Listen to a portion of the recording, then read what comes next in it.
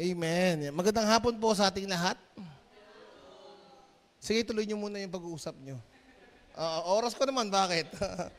Natapos ba kayo? Hindi natapos. Kayo natapos kayo? Sa amin din eh. Kayo nakatapos kayo? Bilis naman. Ayan. So, sabi ko nga, magandang hapon po muli sa ating lahat. At tayo pong lahat ay dinako dito. Napakasarap lang po na maranasan na being connected and dedicated not only to the church, but we are connected and dedicated po sa ating mga kasama. Sino may mga wala ngayon? Lo, inuno si Otto niya. Si Giselle, sino pa? Sino pang wala? Si Eko, si Thea, Shaish, Iris JR. Marami. At nakikita natin mga kapatid na tayo pong lahat ay ang sarap ng kwentuhan. Nakakatuwa lang kasi katulad yan, sumama ako sa grupo ng team nila Bunso. At nakita natin na ang buhay-buhay ng bawat isa hindi pala madali. Akala natin ang buhay-buhay ganun lang. Pero hindi po ganun siya kadali. At kung pagbabasihan natin mga kapatid, kung titignan natin, alam niyo ba yung CCF? Yung mga mega churches.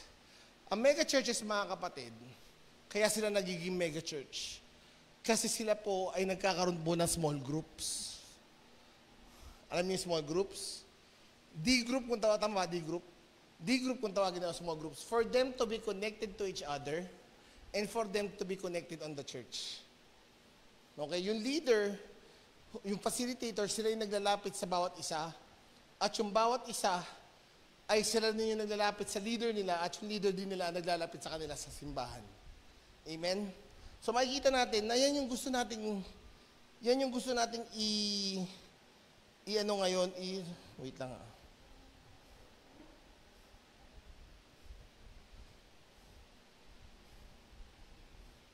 Yan yung gusto nating i-brought up ngayon na as part or being a part of living in light, we should be connected to the church and we should be connected with each other.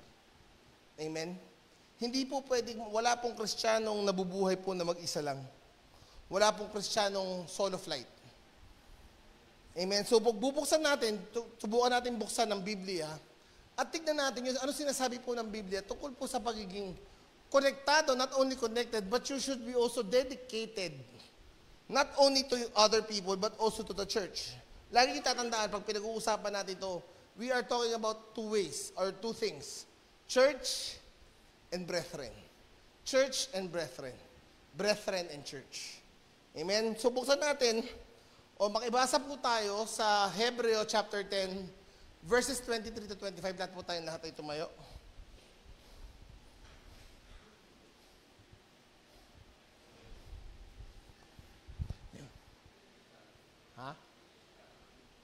Tagalog. Hindi ba Tagalog yung nasa ano ko? Hindi Tagalog, English. Sige lang. O, sige, magkamustahan mo na kayo, tabi-tabi.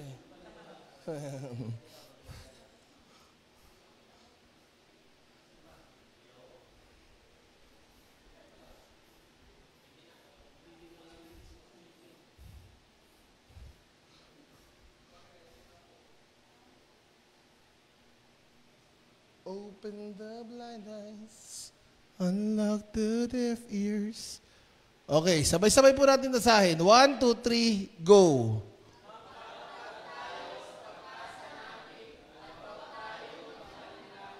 Dahil tapat ang Diyos,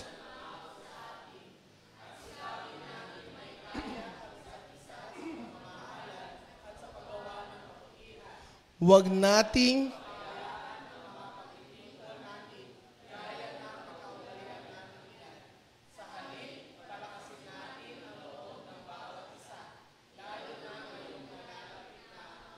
Amen. Panginoon, marami pong salamat at kami pong lahat ay in one accord, Father, that we are being one and dedicated not only to this church, but only to the communication and fellowship with one another.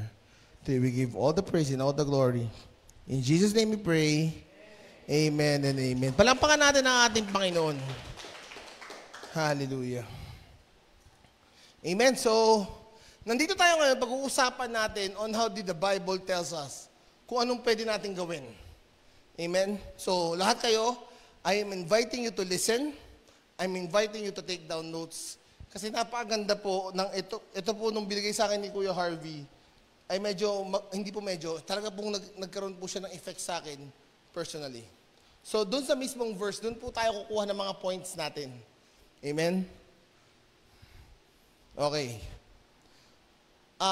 Kanina, nag-grouping tayo, si Leia, may nakwento siya sa amin, na part na siya ng campus ministry sa church, sa school nila.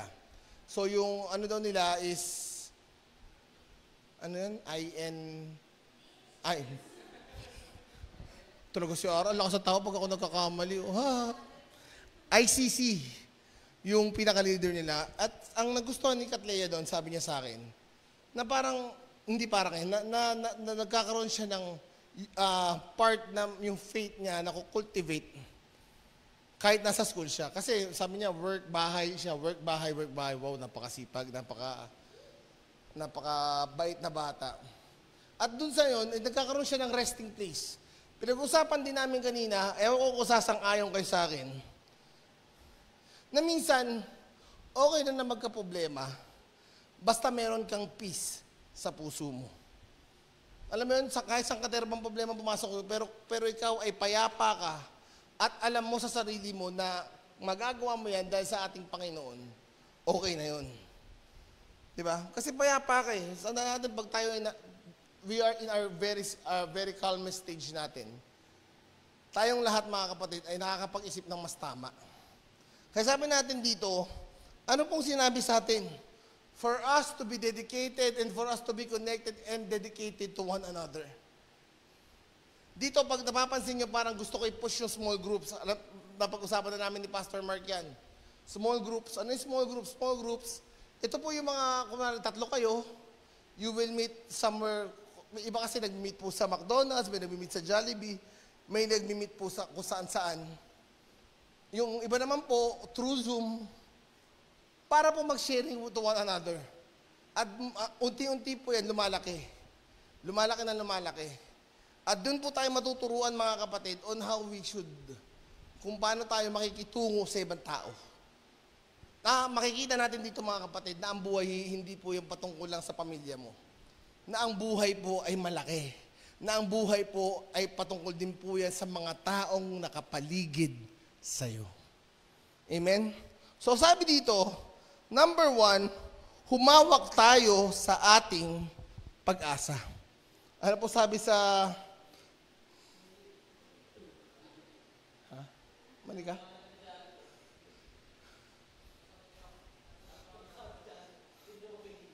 Ano po sabi sa verse 23? Magpakatatag tayo sa ating pag-asa. Meron tayong hope mga kapatid, na kahit ikaw problemado ka ngayon, hindi matatapos yung problemang yan at tayong lahat ay may pag-asang makatakas sa problemang yan. Wala kang pera ngayon, bukas pwede kang magkaroon ng pera.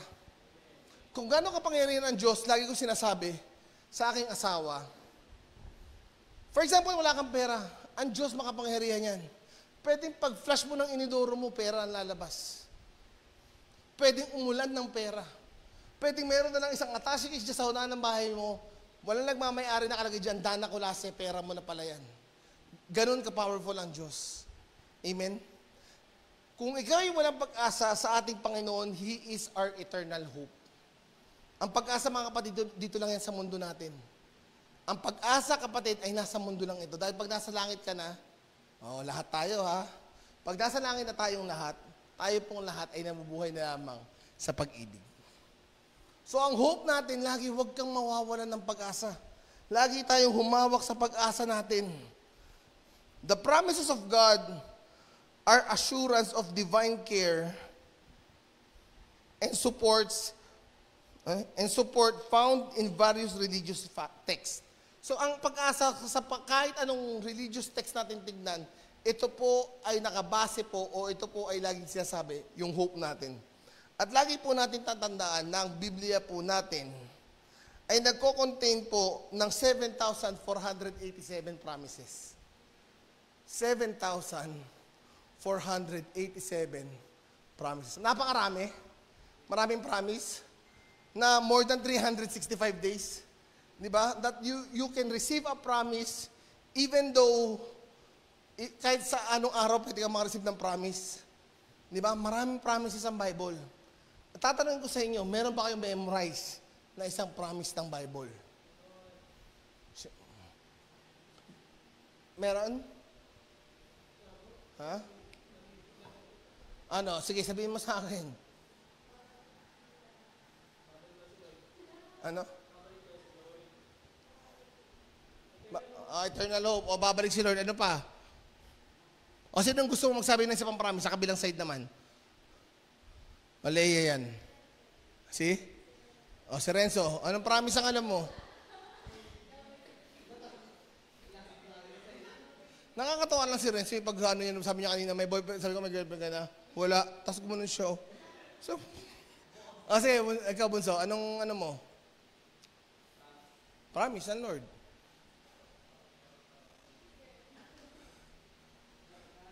Pass? O sige, hindi pa sa kabila. Sino?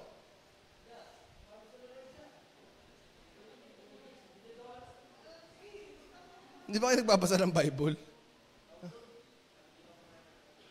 Ha? Ano?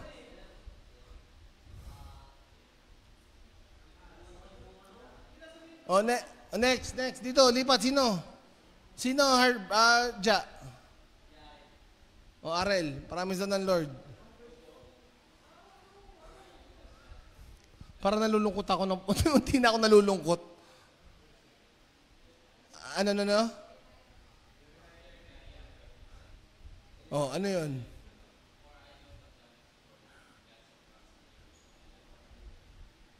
That's to give you hope and a future. May kulang ka. For I know the plans for you, says the Lord. Okay. Turo sa kabila, sino? Oh, Angel.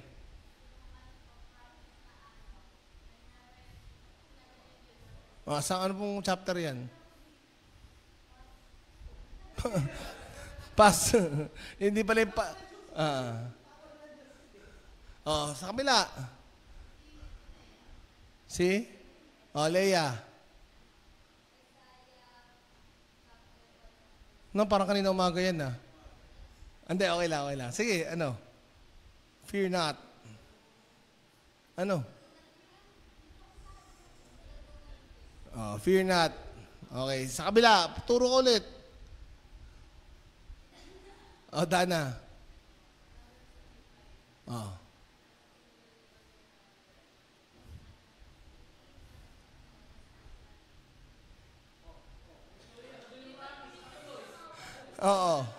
Wala pa doon, wala pa. Nasa ano ko pa lang? Command. In all of your ways.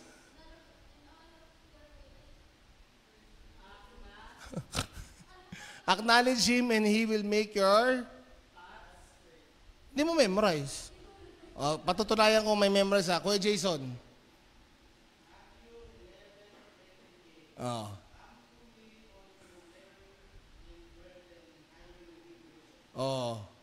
Kuya RV, patunayan mo.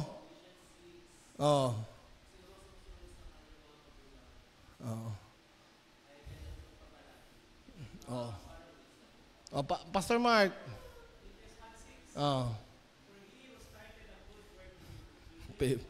Favorite mo yan, ikaw, Aaron. Wala? Okay lang yan. John 3:16, hindi yun ng promise? Isa yun, Jessa, John 3:16. So, dapat alam natin na maraming promises ang Diyos. Alam niyo ba't hindi natin alam? Bakit hindi natin masight? Kasi baka hindi po tayo nagbabasa ng Bible. Di ba? Yan po yung isang reason namin bakit tayo nagde-devotion. Kasi pag nagde-devotion tayo, masusulat natin, ito, magandang promise to. Lalo pag binasa niyo yung Proverbs. Sa Proverbs, sobrang daming pangako.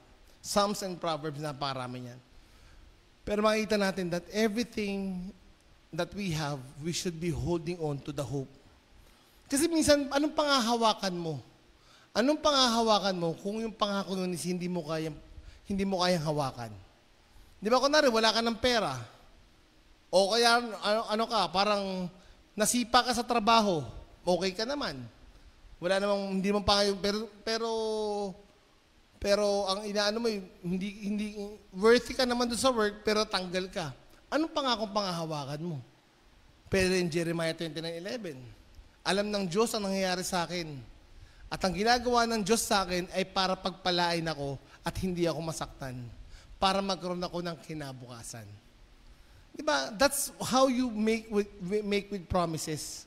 You claim it unto your life para eventually, someday, mapapatunayan mo, totoo sinasabi ng Diyos.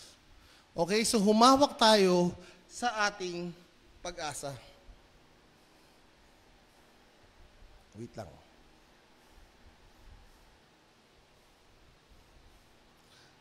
Kaya sabi natin, when we go, pag tayo nagpatuloy mga kapatid, makikita natin dito na tayo pong lahat ay kailangan natin talaga ang ating Panginoon. Pangalawa, pag humawak tayo sa ating pag-asa, there are two things that we should do. First thing, ano pong sabi niya? Basahin pa kayo sabay-sabay. Or wag tayo magda-doubt. Pag nagpe-pray ba tayo, nagkakaroon ba tayo ng doubt? When you pray first, katulad kanina umaga, di ba nagkaroon tayo ng prayer? Marami tayong pinag-pray na may sakit. At ang pinag-pray ko sa sarili ko, Lord, tanggalin mo yung doubt na nasa akin. Kasi sinabi niya, so one of the verses in the Bible, na pagka nagka-doubt ka, wala na. Parang yan, dumaan lang sa tenga ng Diyos yan. When we should have faith to the Lord, kailangan hindi tayo nag-aalinlangan. Amen ba? Amen po ba mga kapatid? Hindi po tayo nag-aalinlangan. Baka mamaya ikaw yung taong site ka na site ng promises ng Diyos, pero hindi ka naniniwala sa sinasabi ng Diyos. Parang sinabi ni Pastor Mark, sige, lilibre ko kayo ng milk tea.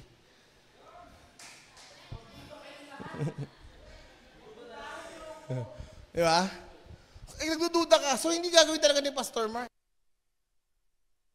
Pero pag sinabi ng Diyos sa iyo, anak, pagpapalain kita, ang sambahayan mo, ay lahat kayo ay maliligtas. Ikaw ay magiging isang accountant, ikaw ay isang magiging engineer, ikaw ay isang magiging psychometrician, ikaw ay isang magiging police. Amen? Ikaw, ang pamilya mo ay magiging maayos, ang finances mo ay magiging maayos, magtiwala ka. Dahil pag sinabi ng Diyos, sinabi ng Diyos. At pag ang Diyos na nagsabi, it is a period, not an ellipse. Di ba ang ellipse may kaduktong pa? Pag period yun, ibig sabihin, that is final.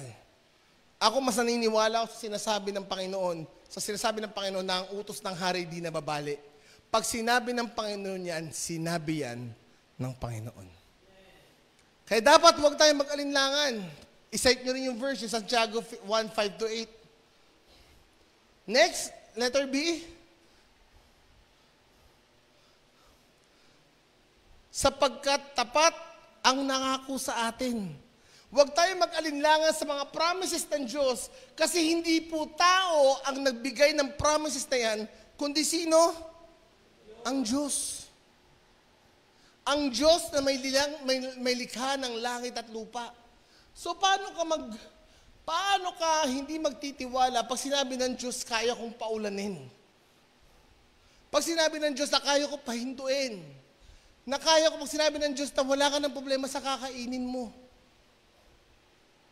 Pag sinabi ng Diyos na kaya mong mag-aral, makakapag-aral ka, pag sinabi ng Diyos na makakapagtapos ka, anong valid reason ang pwede niyong ibigay sa akin na siyang nangako sa atin ay ang Diyos na may likha ng lahat at may lalang sa atin at hindi niya kayang gawin yung sinasabi niya. So when you hold on to your promise, humawak tayo sa ating pag-asa, ang pag-asa natin ay walang iba kundi sino? ang ating Panginoong Jesus. The Lord that promises us that He will give us a life abundantly, more than we think of or even imagine. Now to Him who is able to do immeasurable things. Di ba sabi nila, pag may isang bagay kang hindi mo makuha, yung gustong-gusto mo, tapos feeling mo, yung feeling mo na parang, Lord, gusto ko nang graduate. May iba, may 33:10, ito 33 lang. 33:3. Ang sabi ng ating Panginoon, call unto me, and I will answer thee, and I will show you great and marvelous things that you can't even imagine. Take note, ang pangako ng Diyos ay isang bagay na hindi man lang pumapasok pa sa isip mo. Kung gusto mo maging nurse someday, magiging nurse ka. Just always rely unto our Lord and to the promises that He gives you. Amen. Palakpakan natin ang ating Panginoon. Kung sa oras na to, nagkakaroon ka pa rin ng doubt sa isip mo, nararamdaman ko I can see it on your face, I can see it on your eyes, na ngayon, nagdadalawang isip ka pala, totoo may sinasabi na itong matabang taong to? Try my God. You try my God. Subukan niyo yung Diyos natin. Subukan mo yung Diyos ko. Kung hindi niya patunayan sa'yo, kung gaano siya kabuti at gaano siya kagaling. Amen? Try my God. Number 2, sikapin din nating gisingin ang damdamin ng bawat isa. Kung kanina ay ang sinasabi nito ay para po sa atin at para din sa mga brethren natin, ngayon ito po ay sinasabi naman niya na parang sikapin din natin na gisingin ang damdamin ng bawat isa. Katulad po yan, for example, nag-sharing kayo kanina, ay sister, hindi ka na kasi umaattend ng services. Ay, sister, ganito, wala ka na kasing focus sa ministry mo. So, dapat nating gisingin ang damdamin ng bawat isa. Next slide. Sabi po dito, saan po gigisingin ang damdamin ng bawat isa? Sa pagmamahal sa kapwa. Do you love other people? Ate, mahal mo ba ang ibang tao? Parang magkakalo yun. Ikaw, Leia, mahal mo ang ibang tao? O mahal ka ng iba? Ay. Next topic. Ano ba tayo? Other matters. Kasi pag tinanong ko si Cyril, baka mamaya. Diba? Pagmamahal sa kapwa, we should always accept people those who are entering us. This is a church. Kanina kasi may kinausap kami ni Pastor Mark. Nagkaroon siya ng pagkakamali. Pero sabi nga niya kanina, hindi ka namin in-ignore, pero in-accept ka namin. Mga kapatid, kahit bakla, pwede mong papuntahin dito.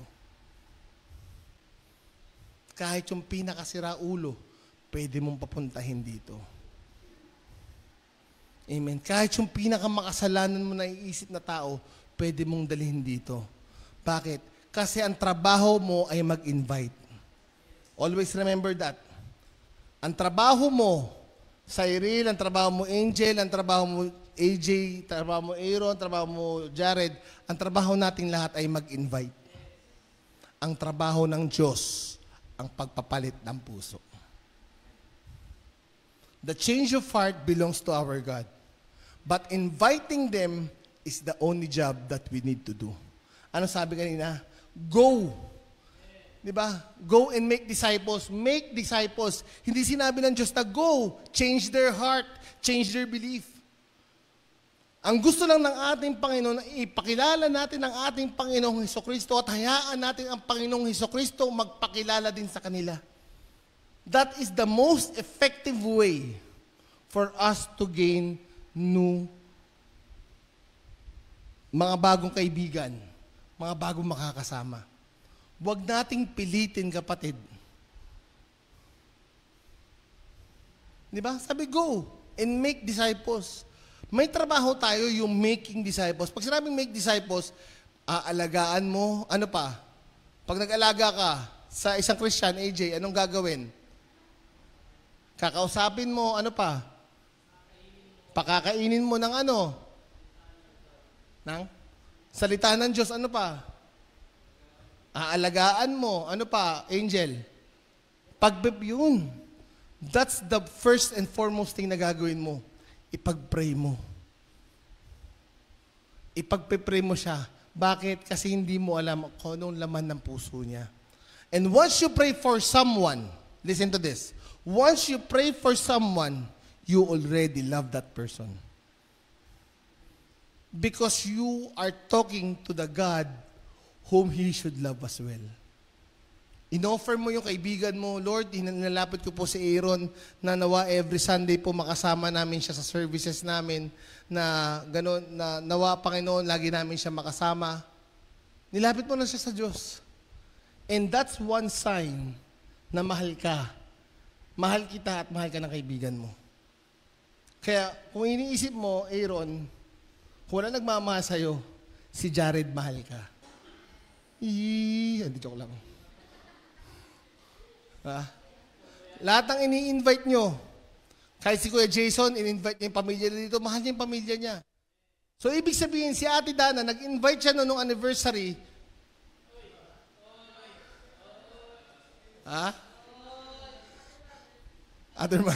Okay, next, other matters.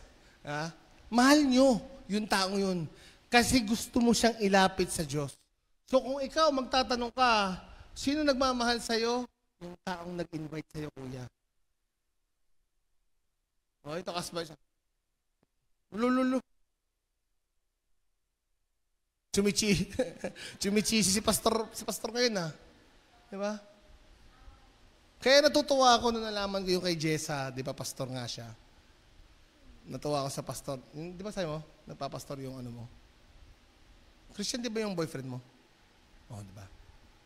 So, parehas kayong malapit sa Panginoon. And one good thing is that once you love a person, you will lead him close to the person or to the God whom you love most. Mahal ni Leia yung isang kaibigan niya, kahit babae, ilalapit mo yan sa Diyos. Mahal ni AJ isang kaibigan niya.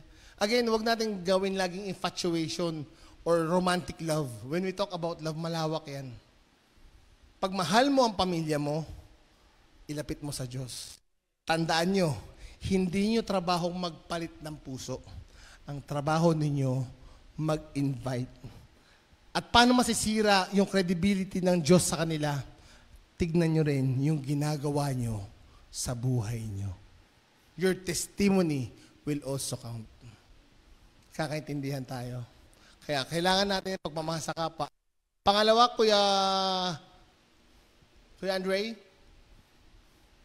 sa paggawa ng mabuti. Ano mo sabi sa Galatians 6 verse 9? Pabasa po sa mga nandyan. Lobat na po ang telepono ko. Ito pala.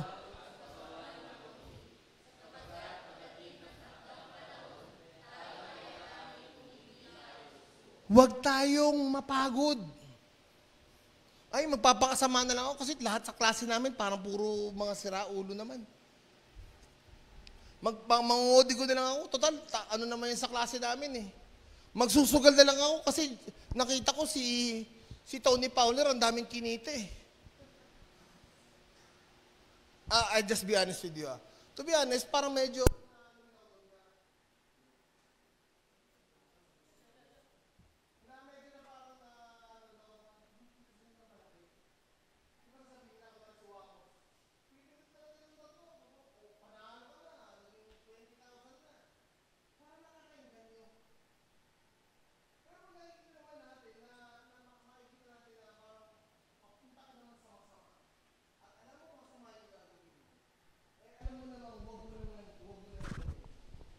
At baka ikasira mo pa rin yan. Amen. May nagsusugal ba dito? Cara Cruz. Digits. Ano ba yung gano'n? Yung digits ba yun, King? Yung sa pera. Yung barkada ko dati, talagang lahat ng sugal, pinatos niya, pati sa calculator, yung random. Ginagawang Lucky 9. Lahat. Pati yung year kung anong nagawa yung coin. Hindi siya masaya na hindi siya nagsusugal. Huwag tayong mapagod. Sabi nga ni Pastora Baby, ang mundo natin, makasalanan yan. Hindi porket ginagawa ng marami, kailangan mo nang gawin. Ulitin ko hindi porket, makinig kayo sa akin, hindi po porket ginagawa ng karamihan, dapat ganoon na rin po kayo. Hindi porket si Ate Leia ay may boyfriend na kailangan magka-boyfriend ka na rin. Hindi porket may girlfriend si Kuya Arel ay mag-girlfriend ka na rin. God has perfect plans on you.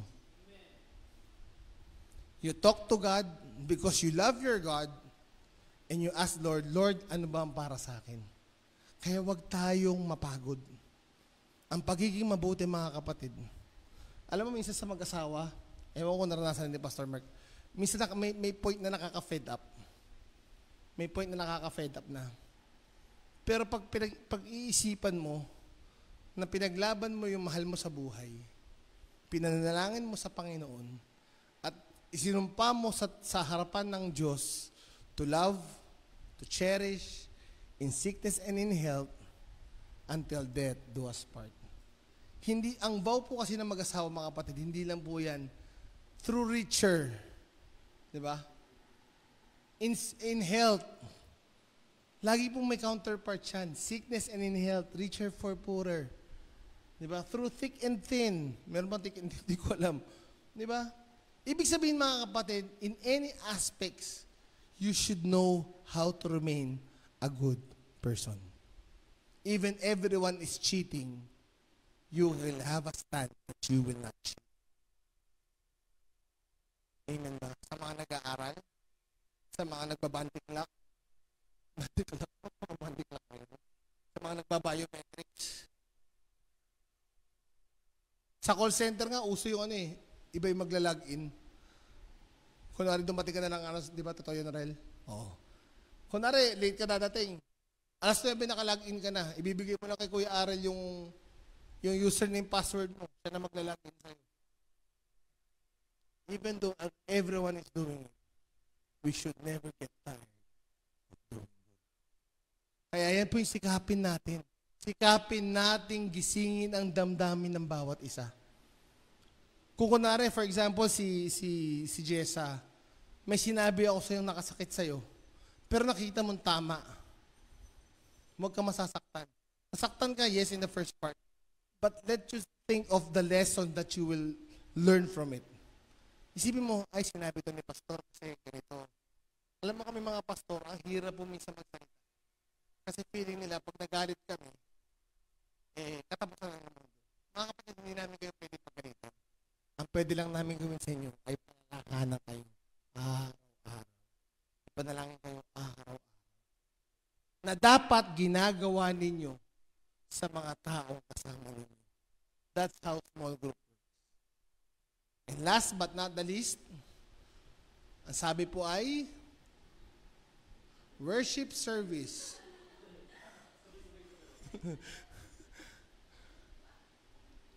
Yan, sabi po niya ay huwag nating kaligtaan ang huwag nating kaligtaan ang marami po sa atin, mga kapatid, that alam natin, ang church, mga kapatid, ay isang bagay po na ano yung sabi kay Harvey, yung matagal nang nakaset. What? Ang Sunday, mga kapatid, it's always, ang Sunday, especially, scheduled prior, ang Sunday service natin, is naka-schedule na prior pa sa tama? Sunday, hindi yan mababago. Tanongin mo si Kuya Andre, tanongin mo si Kuya Harvey. Linggo-linggo na lang sinasabi yan. Wednesday, hindi magbabago.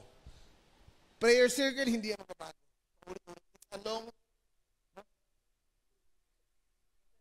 basta yung long prior commitment na yan. Diba? Kaya tayo, wag natin kakalimutan. Baka naman may nag-chat kayo sa group leader nyo, Pastor Church. Diba nakakaya naman? Diba? Kaya sabi niyo, huwag niyong kaligtaan ang pagdalo sa gandang ng pagtitipon. Bakit? Kasi gusto niyo na magandang asal, lumapit kayo sa Diyos. Gusto nyo ng magandang, yung puro pagmamahal, lumapit kayo sa Diyos. Tandaan niyo mga kapatid, ang isang magandang payo ay hindi magsisimula yan sa inuman. Ang magandang payo, nagsisimula yan sa loob ng simbahan. Wordplay. Diba? Hindi sa inuman, kundi sa simbahan. May point pa ba ako, Kuya Andre? Kaya sabi mo, huwag natin kakalimutan. Kaya sinasabi ni Ate Leia kanina na meron siyang campus ministry. Yan yung to be honest, I just wanna be honest. Yan po yung isang pinapangarap ko sa Justice Cecilia Ministry. Na kahit nagmumukha kang parang nakatayo doon, mukha kang masamang tao, namimigay ka ng flyers. Kasi maraming tao ang kailangan ng pagkakas. Maraming tao. Mayroong mga tao na ligtas na, may mga tao hindi pa, may mga tao pinipilit nila makaharap ng katotohanan. At wala pong ibang magbibigay nun, kundi tayo na anak ng Diyos. You always remember, yung grupo nyo kanina will be a part also on your life. Natuwa nga ako sa grupo namin kanina. Dapat, akala nila hindi ako mag-share, nag-share din ako. At akala natin na ang mga pastor ay hindi po nila kailangan ng panalangin. Kailangan po namin. Mas kailangan namin. Kaya mga mega churches, kahit gaano kalaki yan, their pastor needs prayer as well. Kaya ako nangangarap ako, Lord, nawa ang Sunday service mapuno man lang hanggang dyan sagad-sagad. May mali ba tayong tinuturo? May masama ba tayong tinuturo? Wala. Ang lagi na natin pinapaalala is for us to focus first on our God. Second, on your studies. Third is first is God. Second is your life testimony. Third is your studies. Kaya ako, proud na proud ako pag sinabing ganun. Si Kuya Harvey is one of the product of Living in Light Ministry. Nakatapos siya, yes, in his own ability, but maraming prayer po ang sumama po kay Kuya Harvey. Over and over. Kaya kayo, kung pinapangarap niyo, gusto niyo rin maging cum laude, or hindi, makagraduate. Hindi po kabawasan ang pagpunta po sa church. Kung gusto niyo makakota every sa work niyo, hindi po kabawasan ang pagpunta po sa church. Hindi po kabawasan ang pananalangin. So we need to be connected to our God and stay connected with each one so that we will be more effective pagdating natin sa labas. Amen? And once that we are connected, this is the one thing na mahirap gawin. We should always be dedicated. Ang pagpunta po natin or pagiging leader, sino ba dito yung mga, may tawag sa mga sino ba mga conveners dito? O yan, mga conveners, kailangan nyo that you should dedicate yourselves. You should know your priorities. You should know that you need to put God first. Tanong ko nga sa inyo, for example, hindi ako nakapunta sa church. Bakit? Kasi may sakit. May sakit yung kaibigan ko. Yung pupuntahan mo ba sa church, hindi niya kaya pagalingin yung kaibigan mo? Yung pupuntahan mo ba at sasambahin mo sa iglesyang ito, hindi niya kayang pagalingin yung kaibigan mo? Kaya. May masakit po yung paa ko. Yung Diyos ba na pupuntahan mo sa iglesia yun, hindi niya kayang pagalingin ang paa mo? Wala po kasi akong pera. Yung pupuntahan mo ba sa iglesia ito is hindi niya kaya magbigay ng financial na pangangailangan? Kaya. Kaya kung titignan natin mga kapatid, there is no excuse when we talk about going to the church and serving our God. Because everything that you need are all covered because of our Lord Jesus Christ. Mahal tayo ng Diyos. Sabi mo sa tabi mo, mahal ka ng Diyos. Sige, sabihin mo, mahal ka ng Diyos. Kung yan simpleng bagay niya na hindi mo pa masabi, Ang tanong ko, paano ka makakapag-evangelize?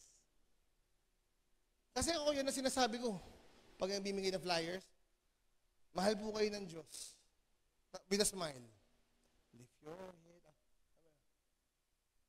Mahal po kayo ng Diyos. Mahal po kayo ng Diyos.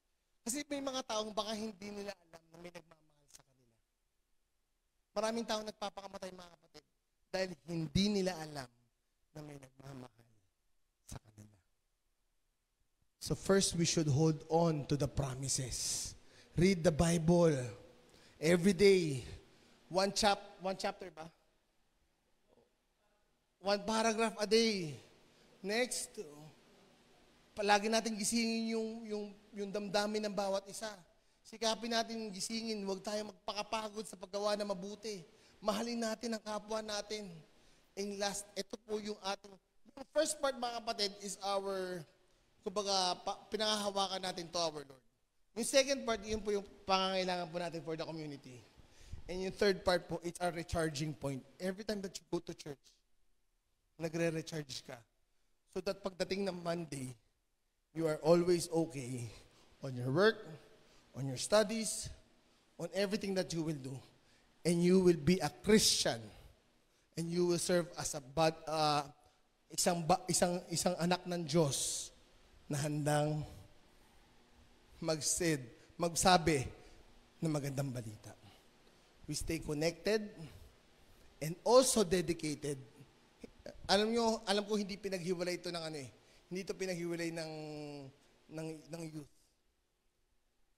Konektado at dedikado. Because once you're dedicated, you will never say no when the Lord is asking you to do it. That is dedication. It's also a commitment. So katulad ng kanina, mga kapatid, I want you to, yung small groups, this week, pwede kayo mag-usap-usap, Zoom, Messenger. I hope na hindi nyo babaliwala itong sinasabi ko. I hope na gagawin natin. Bakit natin hindi subukan ng isang buwan? Sa isang linggo, maghumanap kayo ng isang pagkakataon na magkikita-kita kayo. Hindi ko sinasabing kailangan sa Jollibee, McDo, Dunkin Donuts, si Pastor Mark, Dunkin Donuts. Hindi. Kailangan nyo lang magkita-kita at magkamustahan. Anong tanong sa inyo, Harvey?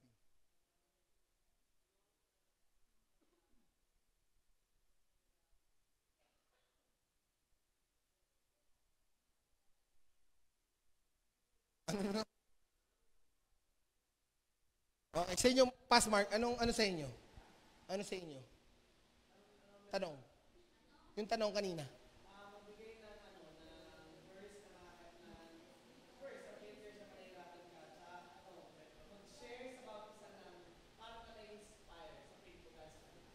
Kuya Michael, ano sa inyo kanina? Sino isa pa? Andre, ano sa inyo kanina? Okay. Yung sa amin kanina, ang ganda. Bukod sa kamusta ang puso mo at kamusta ang buhay mo. So, you can play with that, mga leaders ng grupo, you can play with that question. Okay? At this week, subukan lang natin tong buwan na to. Buwan ng Nobyembre. Hanggang December, subukan na. Hindi, next week kasi magkakaroon tayo. Kung next week may dumating sa atin, idagdag natin sa grupo natin. Gusto ba tayo dyan? Kunwari, madami, dumagdag. Dagdag kayo sa grupo namin. But just promise me that every day that you will pray and read the Bible. Okay? And second, you will meet. Kunwari, anong araw tayo? For example, sabi ni Leia, Thursday na lang tayo kahit alas 9. Siyempre, kakausapin ko si Arel, saka si Bunso, kung pwede. Okay? Okay ba? Si Bunso, isang buwan walang pasok yan. Okay ba, Dana? So, isang group, ba't parang 5 ba kayo? Tapos kayo din, sino kasama mo, Ja? Ayan, sige. So, this month, subukan lang natin. Tapos, evaluate tayo, parang first sa Last Sunday na ba next week? Hindi pa, di ba? Third pa lang. Hindi pa. Fourth pa lang. So, fourth Sunday, fourth, fifth, 1-2. So, ibig sabihin, magkakaroon tayo ng feedback, may youth service ulit. Diba? Fourth, fifth, 1-2. So, that's 1 month na. So, magkakaroon ulit tayo ng feedback. Okay? Hindi ko kailangan, bahala kayo, diskarte nyo kung lalabas kayo. Diskarte nyo kung saan kayo pupunta. Pero pwede pong video call lang. Gusto ba tayo? Kasi sa totoo lang, sobrang na-encourage ako nung sinabi nila yan. Yung meron siyang boyfriend. Ay, mali pala. Nung sinabi nila yan na meron siyang campus ministry.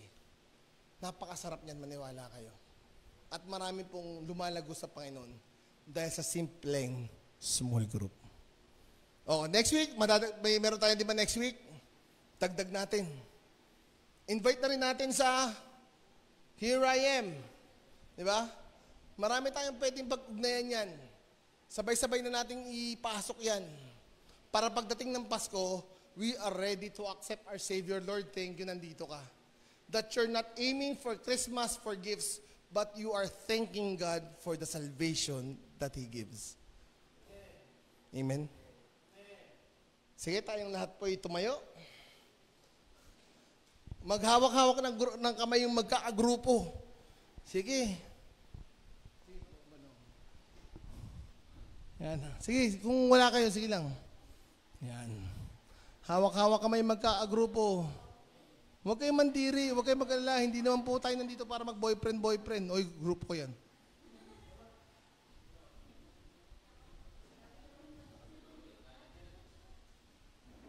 Dalawa lang kayo.